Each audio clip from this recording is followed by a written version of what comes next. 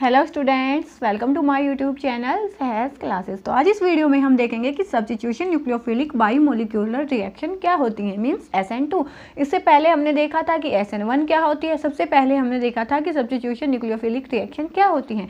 तो substitution nucleophilic में हमने क्या देखा था कि जब अपने न्यूक्लियोफाइल का वीकर न्यूक्लियोफाइल का सब्स्टिट्यूशन होता है बाई स्ट्रॉन्गर न्यूक्लियोफाइल, देन हम उसको बोलते हैं न्यूक्लियोफिलिक सब्स्टिट्यूशन। अब यहाँ पे बाईमोलिक्यूलर क्यों लिखा गया है? क्योंकि जो ये अपनी रिएक्शन होती है वो क्या होती है? Second order. इससे पहले हमने SN1 देखा था, तो उसमें क्या देखा था हमने कि जो अपनी रिएक्शंस होती थी वो फर्स्ट ऑर्डर होती थी। क्यों? क्योंकि जो अपना रेट होता था वो किस पे डिपेंड होता था? Only on concentration of alkyl halide, it doesn't depend on the concentration of nucleophile. लेकिन इस केस में क्या होगा कि जो भी अपना रेट होगा वो nucleophile as well as concentration of reactant alkyl halide दोनों पे ही डिपेंड होगा। तो इसलिए हम इसको बोलते हैं सेकेंड ऑर्डर, और इसी के लिए यहाँ पे लगा होता है 2। बाईमोलिक्यूलर भी क्या होता है कि रेट होता है वो दो स्पीसीज पे डिपेंड होता है, one is alkyl halide, second is nucleophile. तो इसको हम लिख के देखते हैं कैसे। जैसे यहाँ पे हमने लिया क्या, ये हमने लिया एल्काइल हैलाइड,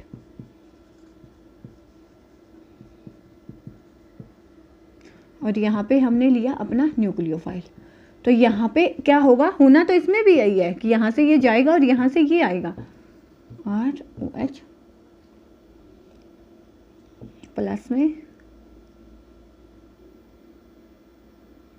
जो अपना न्यूक्लियोफाइल है वो आ जाएगा। ठीक है, अब क्या होगा इसमें कि इसमें जब हम रेट लिखेंगे तो वो किस पे डिपेंड होगा? K किसके लिए? कांस्टेंट, वो होगा कंसंट्रेशन ऑफ एल्काइल हैलाइड और साथ के साथ न्यूक्लियोफाइल की भी। तो 1 यहाँ से 1 यहाँ से, इसीलिए हम इसको बोलेंगे सेकेंड ऑर्डर रिएक्शन। तो यही डिफरेंस होता है अपनी SN1 में और SN2 में। अब जो अपनी SN1 रिएक्शन थी वो 2 स्टेप थी, लेकिन इसमें जो भी काम होगा वो सिंगल स्टेप रिएक्शन ही है।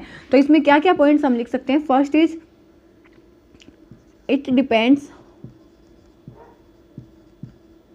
On the concentration of reactant लिख लो, या एल्काइल हैलाइड, एल्काइल हैलाइड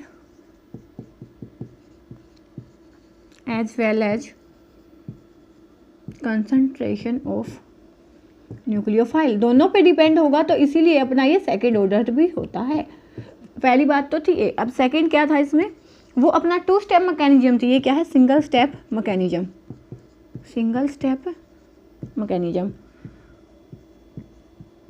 उसमें क्या था? एक इंटरमीडिएट बनता था जो कि था कार्बोकेटाइन। इसमें क्या होगा? कोई भी इंटरमीडिएट नहीं बनेगा। यहाँ पे क्या बनेगी? Transition state, transition state.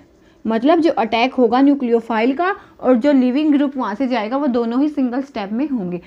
अब हम देखते हैं इसका मैकेनिज्म। ये थे कुछ मेन पॉइंट्स।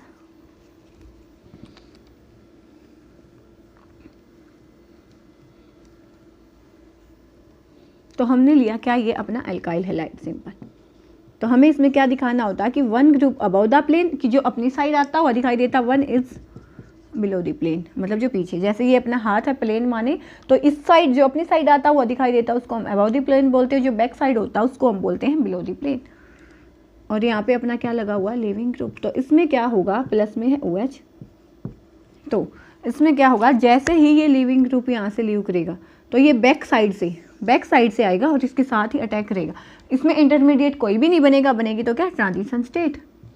यहाँ पे ये H है, ये H एज इट इज है, ये वाला H भी एज इट इज है। यहाँ पे अपना क्या आया?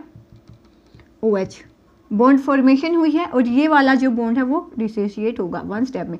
इसी को हम बोलते हैं ट्रांजिशन स्टेट। अब हमें पता होता है कि जो कार्बन की वैलेंसी होती है वो 4 होती है। यहाँ पे आप काउंट करोगे तो 1 2 3 4 5, कार्बन की जो वैलेंसी है वो कितनी है? 5। तो यहाँ पे क्या होता है? उसके बाद जो स्टेप होगा ना, ये सिंगल स्टेप होती है, इसमें कोई भी इंटरमीडिएट नहीं बनेगा, ओनली बनेगी तो ट्रांजिशन स्टेट। तो यहाँ पे नेक्स्ट स्टेप में जो ये लिविंग ग्रुप है लीव करेगा, लिविंग ग्रुप लीव होता है एक साथ ही है, ये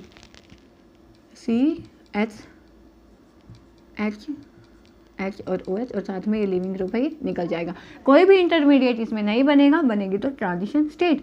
ये क्या था अपना मैकेनिज्म? किसका? SN2 का। और 2 किसके लिए है? क्योंकि ये जो दोनों, it depends only on concentration of alkyl halide और साथ के साथ जो न्यूक्लियोफाइल है उसकी भी कंसंट्रेशन पे डिपेंड होगी, तो इसके लिए हम इसको बोलते हैं SN2। अब यहाँ पे जैसे हमने वहाँ पे देखा था कि स्टेबिलिटी ऑफ कार्बोकैटायन सबसे इम्पोर्टेंट थी, इस केस में क्या होता है कि जब भी हमें SN2 की बात करनी हो तो वहाँ पे हम क्या देखेंगे, स्टीरिक हिंड्रेंस।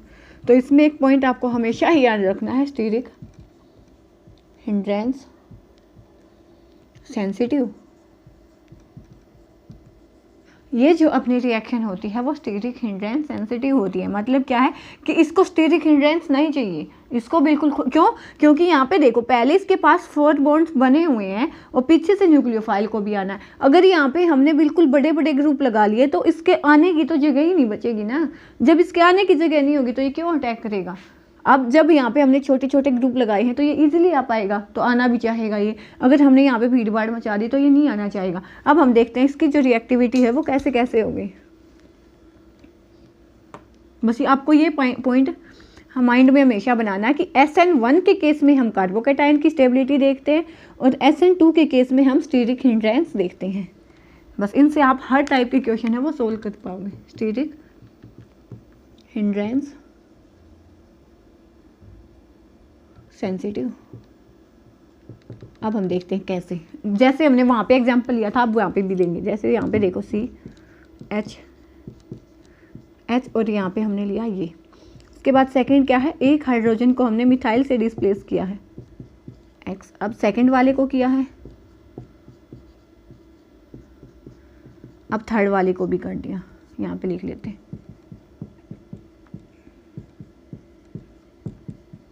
अब देखो हमने बताना है क्या ऑर्डर, किस में सबसे फास्ट होगी। अब न्यूक्लियोफाइल को आना, बॉन्ड पहले नहीं डिसोसिएट होगा, बॉन्ड एकदम से साथ में नए बॉन्ड बनेंगे और साथ में ही जो पीछे वाले बॉन्ड है वो डिसोसिएट होंगे।